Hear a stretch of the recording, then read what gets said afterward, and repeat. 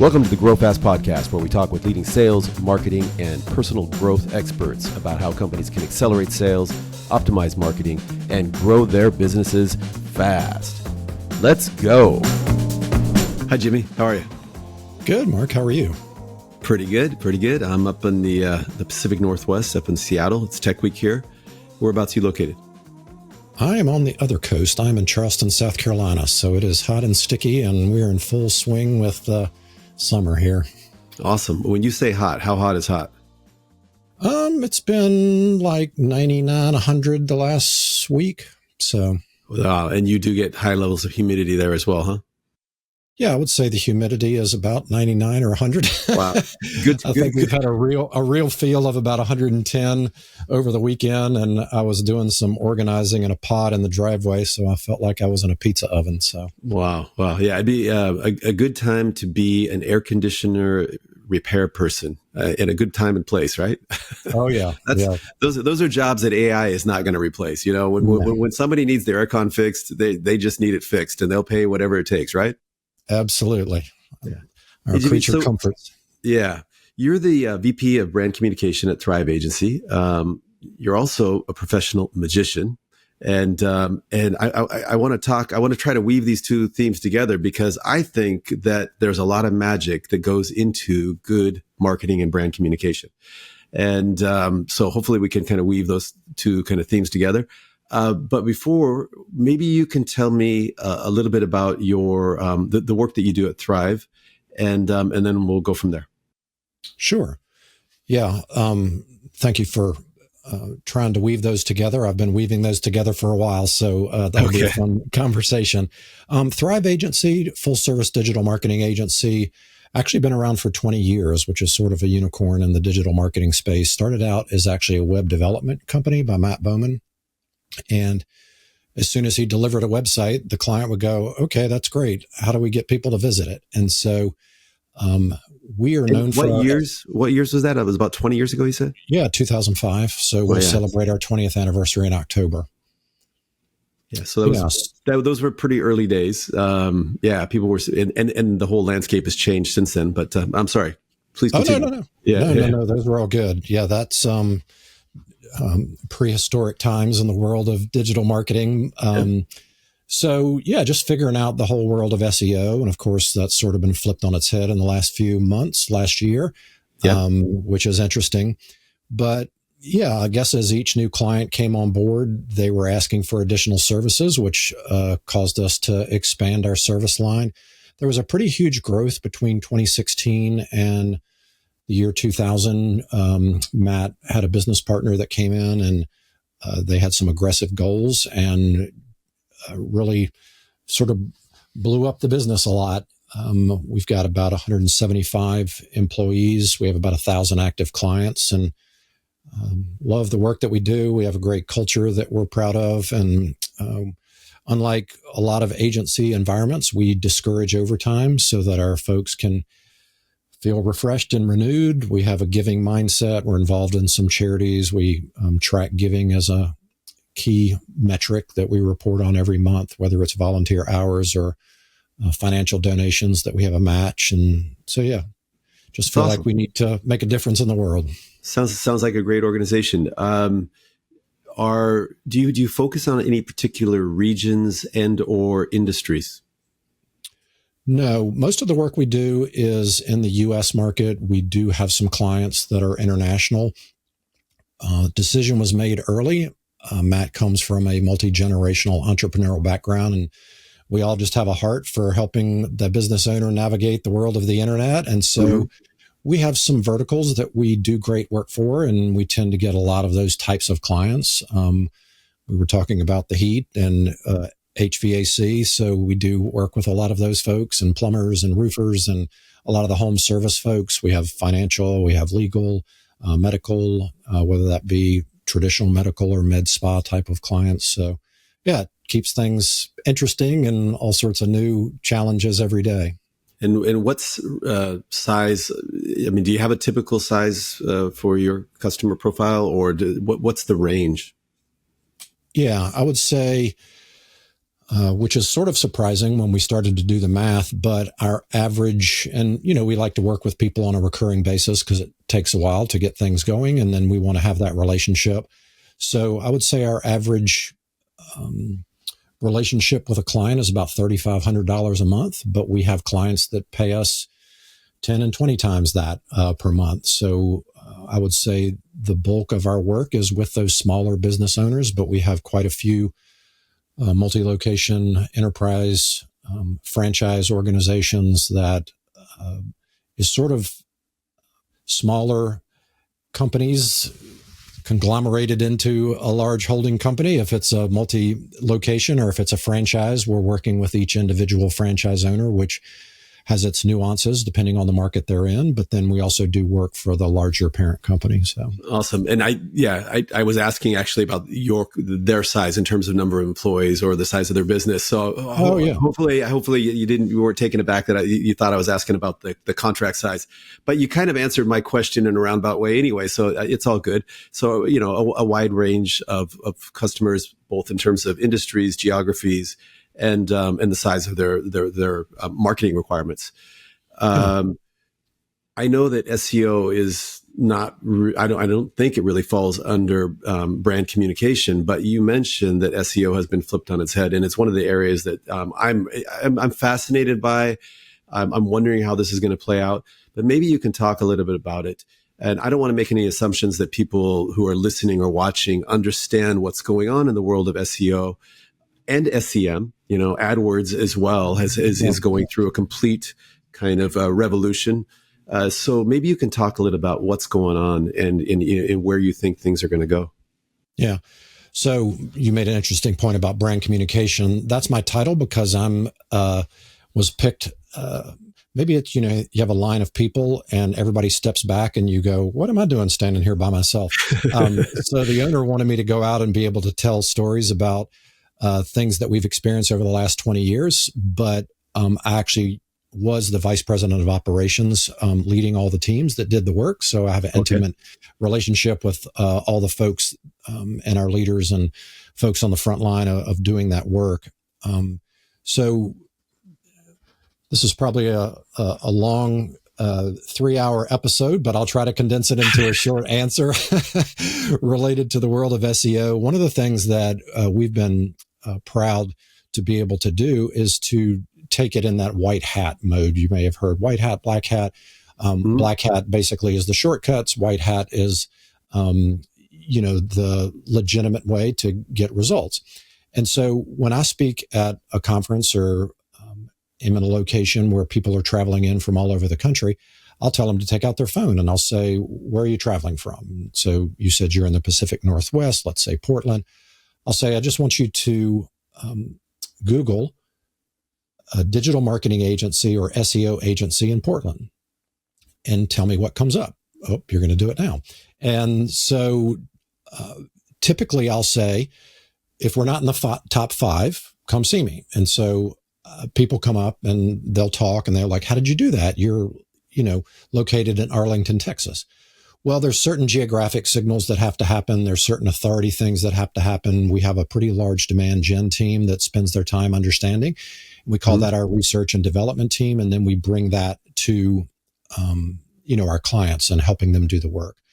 I would say if you are ranking well now and you are following the guidelines that Google puts out, you should be okay until things get disrupted because all sorts of new things are happening.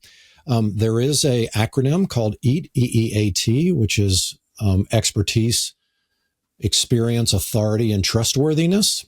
And that is how Google and the large language models are actually determining who to present in those results. And so I would say the biggest opportunity that organizations have right now is to not hit the easy button of creating content through ChatGPT, which is very vanilla and does not ascribe to any of those letters in that acronym. And you're going to be able to differentiate yourself. And if you have an executive team, if you have somebody on the team who can serve as a subject matter expert, if the owner or the founder of the company can participate in those conversations, it ends up becoming a brand mention and an authority and expertise play right now. And I would say that's the biggest thing that we're seeing and we're consulting with our clients on. Okay. So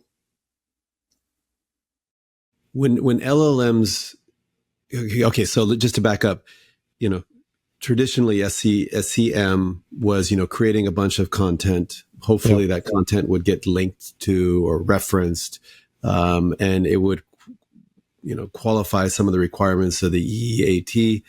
And then the more that content that you had, and the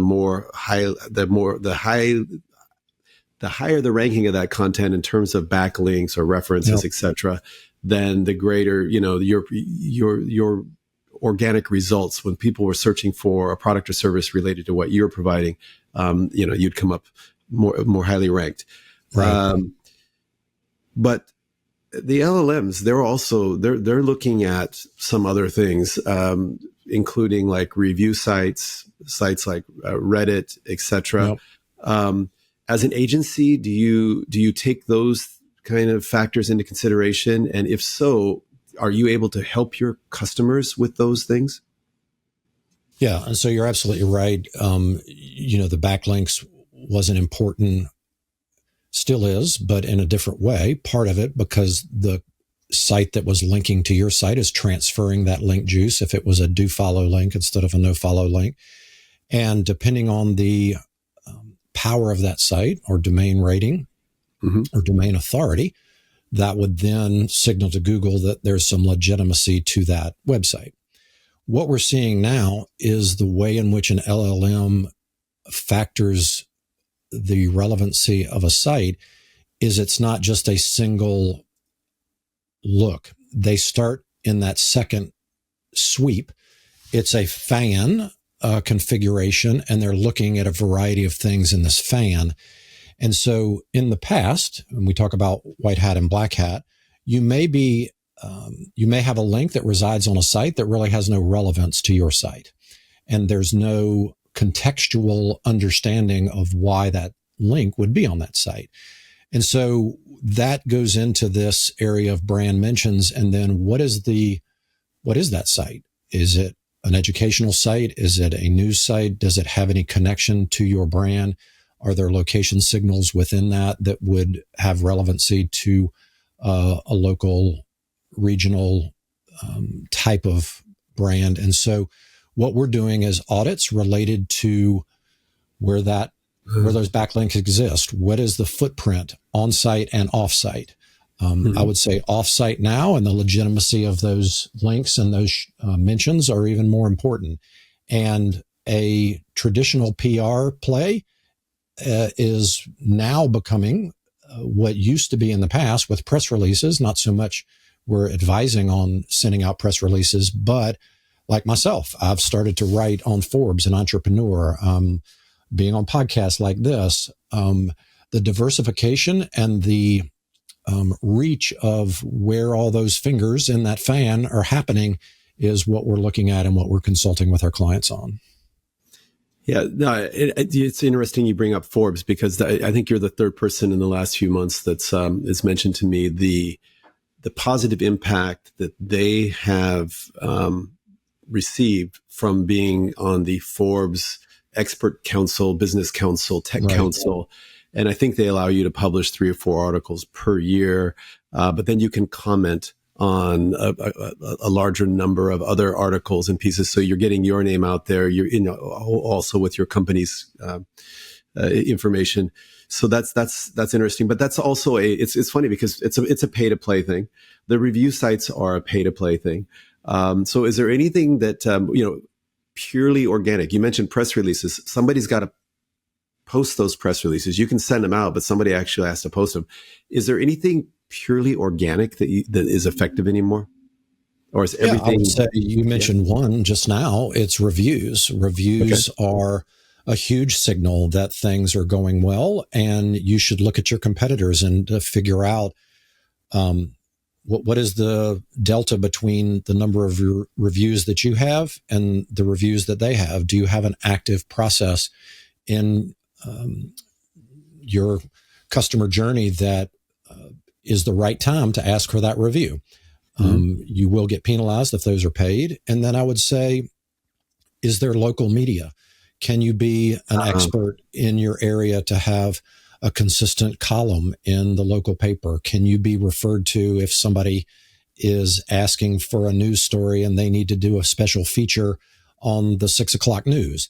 Those things are purely organic, and those platforms are looking to fill content and have eyeballs on their content as well. And so if they can position or have relationships with folks that are experts in their area, it benefits them. So I think that's some great advice. And it's so funny because that used to be kind of like a go-to thing, press releases, becoming the subject matter expert in your local media. And then 2005 to 2025, the whole world changed. And it's all about AdWords and SEO, SEM and everything. And it's like, what I'm hearing you say is back to the basics. Another thing that I'm seeing is events are super important. We went through that COVID period, and then it was like everybody, we want to get back to events, face-to-face meetings. And so for many of the companies that I either sell to, work with, or communicate with, events are super important, and that's pretty old school. So if you were advising let me ask you this. Yeah, if you were advising one of your mid-sized customers, and they were looking for an agency, what are marketing agency, digital marketing agency? What are the key metrics that they should be looking at to see that they're actually getting what they want? Is it just strictly ROI in terms of, hey, we got X number of deals? Do you track the lifetime value of the deal? Do you just measure leads? What are the key metrics that I, as a customer, should be looking at? Yeah, that's a great question. And really, it goes back to, what is that business trying to accomplish? Is it a B2B? Is it a B2C? Where are they in the market? We actually have what we call the Thrive score, and any new customer that comes in the door, we evaluate them on 175 data points, and that has a factor related to what is the life cycle of that business. Are they a startup? Are they private equity owned and they're looking to pump up some numbers so that they can sell? Are they family owned and they want this to be a legacy business and they want steady but slow growth? Where are they showing up? What is their average order value or average service value? What does that mean for the business if they get X amount? I think just as if you were interviewing any other type of business, you want to know, do they have experience in my particular industry? What testimonials do they have for those results? Will you give me a name of people or a handful of people that I can call and understand, what does your customer service look like? I think one of the things when people look at a digital marketing agency, so you mentioned things got turned on their head about 2005 to 2025. Things got turned on their head during COVID. Yeah. And everybody was scared that they weren't online. And so people were scrambling to go, I need to plug these holes and shore this up. And there were weekend seminars on how to start a digital marketing agency, right? And so folks went down that path and probably didn't get the results that they were looking for. And so I would say, how long have you been in business? Were you able to weather the storm through COVID? All of those types of things are just natural things that you would do. What happens when people start to investigate a marketing or digital marketing agency specifically is they may be uneducated about the process of what happens. So how transparent and how much are they going to explain it to you in regular terms versus trying to just say, oh, don't worry, we'll handle that. You should be intimately involved because you're making quite an investment when it comes to that relationship. So I would say those are some red flags and green flags that would be good for folks to understand when they get into that conversation. How long does it take when you initially engage with a customer to kind of put together a proposal to say, hey, here's what you've told us and here's what we think, you need. And then kind of drill down on the different components of that. How long is that process? Yeah. So I'll answer that with a little bit of a preface. We went through a reorganization about 2 years ago that I was championing, where we're a pretty large agency and the customers were feeling like they didn't have direct access to the folks that were doing the work and so forth and so on. And so we actually made the decision to go with a matrix organizational structure and divide the company up into 4 major teams so that we would create basically 4 boutique agencies under one umbrella. Now, the best time to do that is when you start, not, 18 years after you've started. But because of that restructuring, we're able to have the subject matter experts from each area very focused on being able to identify these 175 data points. We actually have a strategy team that's committed to this specifically. We have an onboarding team that takes care of all of the logins and be able to get that access. So I would say on average between 7 and 10 days to get all of that data coordinated back, make the recommendations, explain that to the stakeholders in the company that we'll be working with, and then to begin to launch that activity. Awesome. That's sounds like a pretty comprehensive, but also timely process. So let's talk about tools that are becoming increasingly important for either the agencies or your customers. And also maybe while you're explaining that, you can say, here are the tools that we recommend our customers use, or here are the tools that we use on behalf of our customers so that they don't have to become another tool expert. Sure. Well, of course, when you get into specific activities related to Meta has its own platform, and there's all sorts of bells and whistles associated with how that works. The interesting thing is we talk about AI, but they have had AI built into a lot of these platforms for many years. And, so there are bidding approaches related to behavior on these platforms, recommendations that you should be careful of to make sure that the AI that's built in is not spending money in directions that you don't want it to. Right. Obviously Google AdWords has its own platform. And so we're relating with a lot of these platforms. There are platforms like SEMrush, SEMrush, and Ahrefs, which are sort of the standard in the world of SEO and tracking keywords and understanding. They're actually building in LLM ranking modules to their platform so that you can see how you're ranking in the LLMs and what you need to be doing. Can I ask a quick question there? Because, sure. With Google, for example, you can be in a content bubble where Google is going to give me different results than you, probably based upon sure previous search history. Of course, they're going to give us different results based upon where we're at, because you have your local results that are kind of fed to you if you're searching for a pizza parlor or something like that. But if I'm I could just be looking for news in the Middle East, and I will probably get different feedback, or different content than you will versus somebody else. Again, based upon previous search history and their algorithm to say, hey, this is probably going to be more interesting to Mark, and this is probably going to be more interesting to Jimmy. I thought with LLMs that would not be the case, but I did a search for Breeze. Actually, I did a search for top 10 RFP response platforms for SMBs. Mm-hmm. And Breeze came back as number 3. And the first 2 were the big, the industry veterans. And I was like, this is awesome.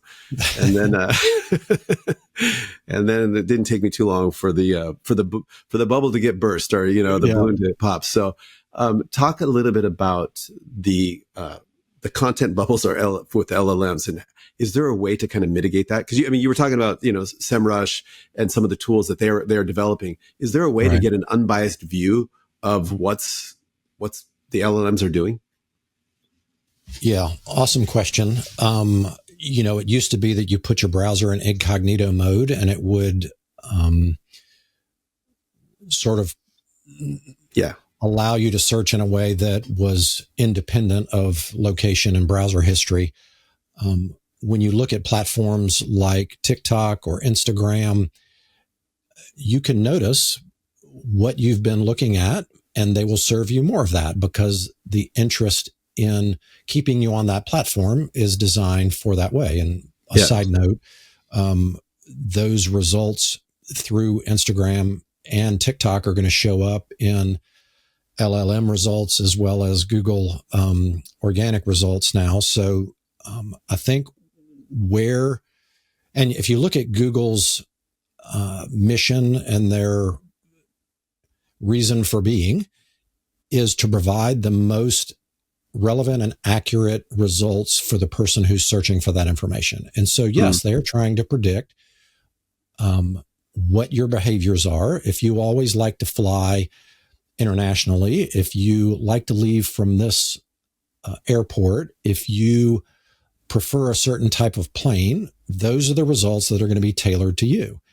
And you can look at that as the automatic computer mode on your car, and you're like, no, I don't want that. I want to have total control over this. I just see it's the way the world is going, and I don't know how we reset that button. So I don't have a good answer for you on that, but I'm definitely going to go look and see if there's a way that we can, this is really silly, but we have an old refrigerator that was given to us by a nice neighbor and doesn't have any bells and whistles. It doesn't have any computers. It doesn't have a water machine. And I'm thinking that's probably going to outlast all the other machines that we have because there's, it's just kind of solid state. So. Well, and then you brought up another topic, Instagram and TikTok. My kids say I shouldn't say Instagram. I have to say Insta. But have you seen, I've worked with companies that have said, we need to have a TikTok strategy. We need to have an Insta strategy. And I have struggled to find successful B2B strategies for those platforms. A lot of B2C stuff, but maybe I'm just looking in the wrong places.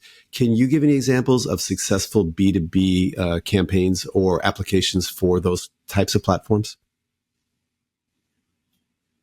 I would say the interesting thing that we're all learning is people follow people, they don't follow companies. And so when a corporate account is posting, there is a dial back of the impressions, especially on like a LinkedIn platform.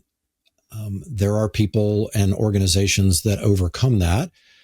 And I think that goes back to who are the people that are in that company. If there is a face of the brand, if there is someone who is the voice and the face, then those can be extremely successful. The other thing, when you look at like the pharmaceutical industry, if you look at traditional TV ads, they would say, ask your doctor about this particular medicine. So they're actually going straight to the consumer.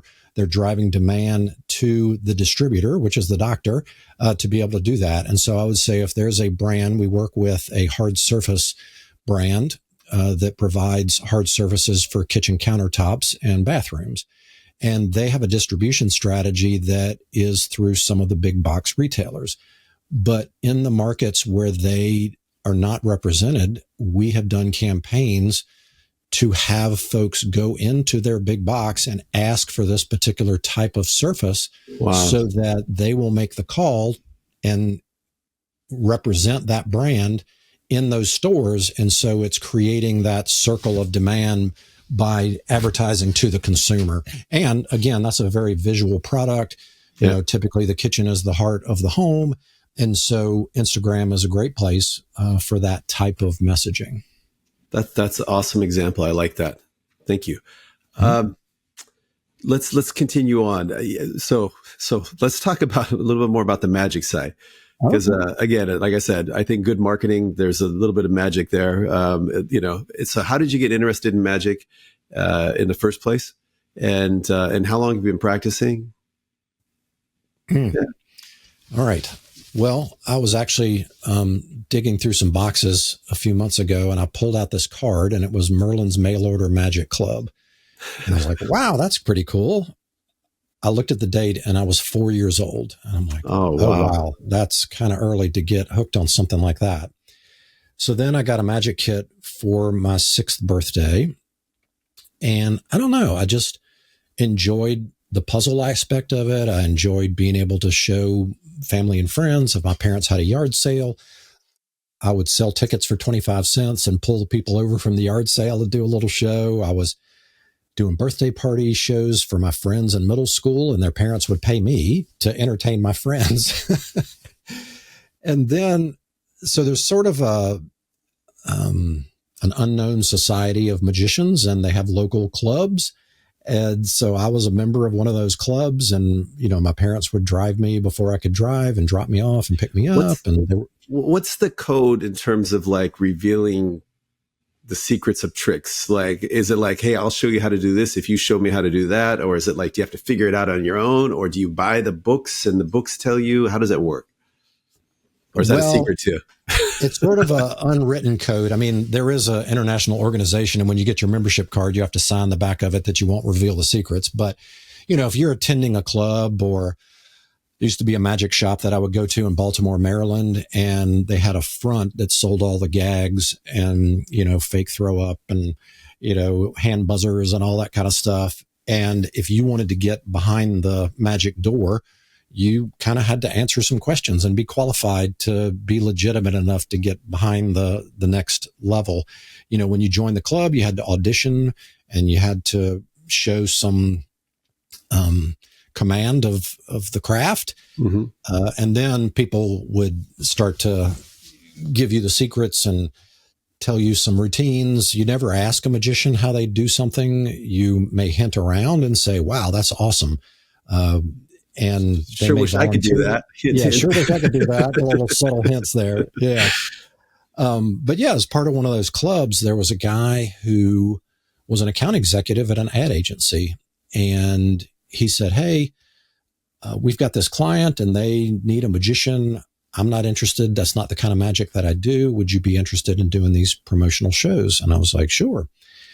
And so that relationship with that company lasted for 16 years. And amazing. Like, I was in high school. I think I was the youngest one representing this organization. And while everybody else was working retail and cutting lawns, I was doing these shows. And, I would go down to the agency for meetings and stuff. And I was like, this is really cool. And so I did study marketing, creative advertising, graphic design in college, and started working at some agencies out of college, but always was doing magic. I would go into the agency at 6 a.m., work till noon. Then I would go to a theme park and do 6 shows where we'd, a cast of 22, we'd float people in the air. I made the whole cast vanish at the end. And I was lucky enough to be included in some training with a Broadway director in Montreal, and he was a magician. He was in the original cast of Annie, and had this event at his chalet in Montreal, and started to understand how a magic trick is constructed. And so, in just a basic form, and I'll just use a card trick as an example, a magician might walk out on stage. They may say, hey, I have this deck of cards. Well, that's a very common thing, right? And so you, Mark, sitting in the audience, will go, oh, yeah, I got a deck of cards too. Well, Mark, I just want you to think about one of those cards. Mm-hmm. And so there's this curiosity that's piqued. And I'm like, Mark's like going, okay, why is he asking him to think about that? Usually somebody gets him to pick out a card, right? Mm-hmm. All right, there's 4 suits. I want you to think about those 4 suits. Da, da, da, da, da. And then at some point, you need to get to the reveal, right? Yeah. And so I call that the conversion. And when that happens, and I've guessed the card that you're thinking of, there's this feeling of like, oh my gosh, how did that happen? That was amazing. Now I understand. And so if we look at that from a marketing aspect of, you've got to make a connection with your audience. They have to understand that you know them. You have their best interest at heart. Then instead of going right for the close, and I think we're missing this now in the way that we communicate, especially from a marketing aspect, is we're not raising that curiosity. We're not having people lean in. We're not activating that theater of the mind. There's a term sitting on the edge of your seat. Why is that? Mm-hmm. Because you're not looking at your phone. You're not talking to somebody else. You're like, what happens next? It's right. part of story structure. And then you need to deliver. You need to ask them. You need to bring it home. And there's actually brain chemistry involved in each one of those stages. The connection point is the release of oxytocin. That's that neurotransmitter of like, oh, this is kind of cool. I'm enjoying this conversation. Mm-hmm. Then when you want to move into curiosity, that's actually a release of dopamine. I know we think about dopamine with social media addiction, but it's actually the expectation of a reward. Like you post something, you think, hey, I want somebody to like it. I want them to follow me. I want them to share it. But you're craving that reward, which is that conclusion of the magic trick or the conversion, which is the release of serotonin, which is that feel good, everything's right with the world. And if you skip any of those, if you don't understand the brain chemistry involved, the psychology related to that, it just is not a very good conversation or a good marketing message. So happy to dig into any of that. Awesome, man. I love how you did actually weave your background in magic into your experience with marketing. That is awesome. And it all makes sense. Before I ask my follow-up question, I'm just curious, have you read Steve Martin's book, Born Standing Up? I have. I had many magicians recommend that book. Big Steve Martin fan. Of course, he was a magician. He has some connections to Disney World with the magic shop there. I spent too much money at the magic shop in Disney World when I was a little kid. So yes, great book. And I think he started there. I think he was, 13, 14 years old as well. Yeah, similar story to you. And then he kind of got befriended by some older magicians and they'd start performing at local clubs. And then he was like, magic is fine, but I could throw in some comedy. Mm-hmm. And he had definitely his own unique brand of comedy. But anyway, great book. So can you give some, I guess, real life examples of a campaign or some type of marketing activity that takes the viewer or prospect on that journey through those three different stages and those chemical kind of processes that we want to occur? Yeah. So I'll just use a common example. Let's say a plumber. Typically, so when we talk about incorporating magic with marketing, I also have to go back to my roots as a magician. And there are 13 basic effects in magic. So it could be a vanish. It could be an appearance. It could be a transformation. It could be mind reading. It could be, any of those 13. And so the first thing that you have to do is you have to figure out what magic trick are you trying to perform for your customer? Mm-hmm. And I've kind of gone through products and services and I can't break it yet. I can't find some intended magic trick that you wouldn't want to perform that's not classified in one of these 13 effects.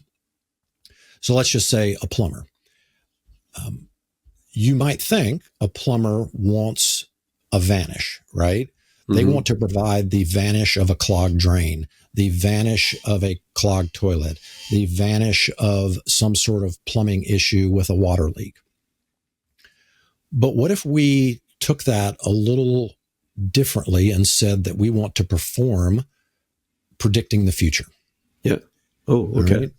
And so instead of leading with, hey, if you want your drain unclogged, we've got a coupon for a $99 home visit and call here and we'll get you scheduled. Like that's a pretty transactional thing. Maybe that's a one-off and you'll never see that client again. But what if you led with the fact something to mimic the real situation that we go through? Why does your drain always clog the weekend before the in-laws are coming or when you have a dinner party that you've been planning for weeks? All of a sudden, your audience goes, oh, you've been there. You've seen this happen before. You know what kind of stress I'm in, right? And so that's that oxytocin. That's that connection. You feel like these people know you. And then you have to raise the curiosity. You go, what if I could guarantee that you never had to worry about a clogged drain or a clogged toilet again? And you're going, I don't know. I'm on the edge of my seat now.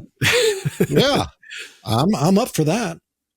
Well, we have a 20-point pipe inspection where we will basically warranty your pipes, and you will not have to pay if they get clogged again. Can we come out and do that free inspection for you? We've got some time next Friday.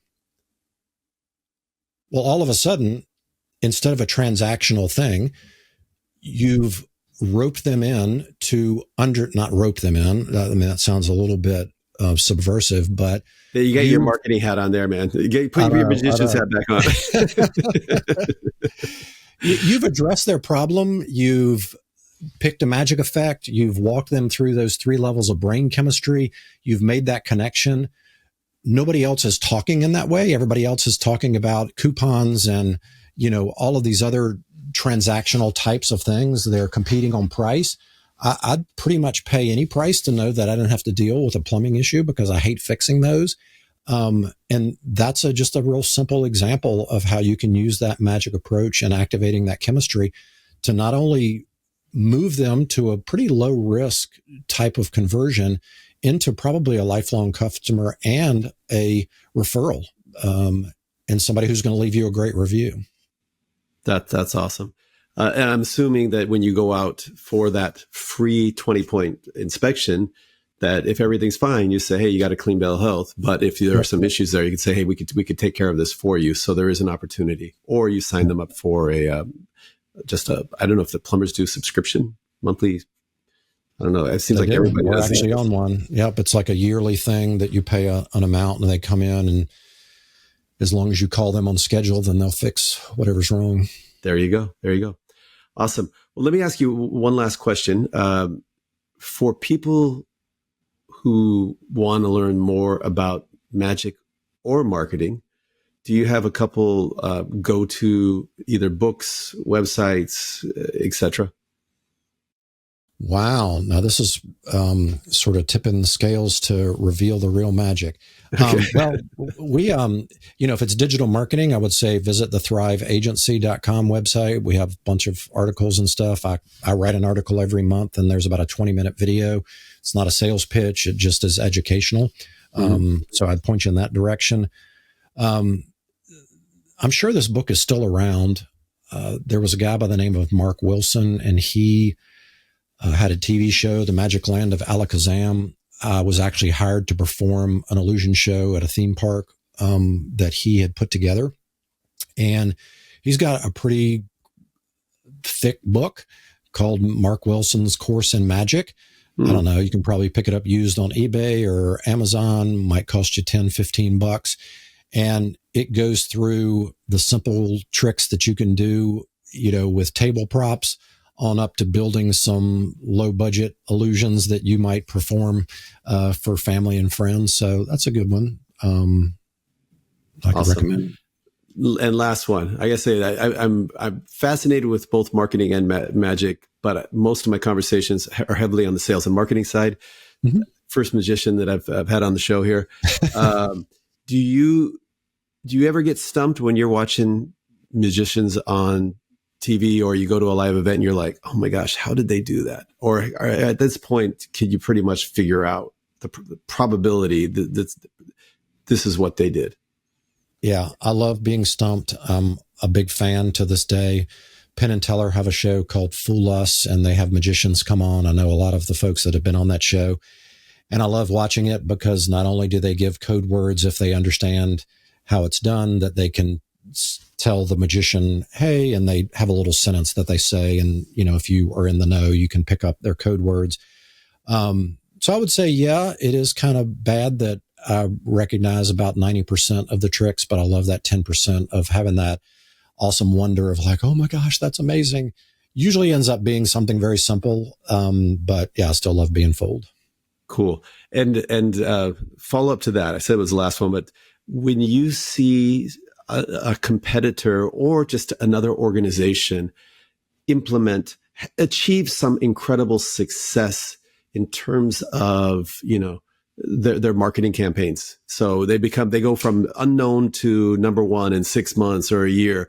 Do you ever kind of put your magician's hat on and kind of reverse engineer how they did that?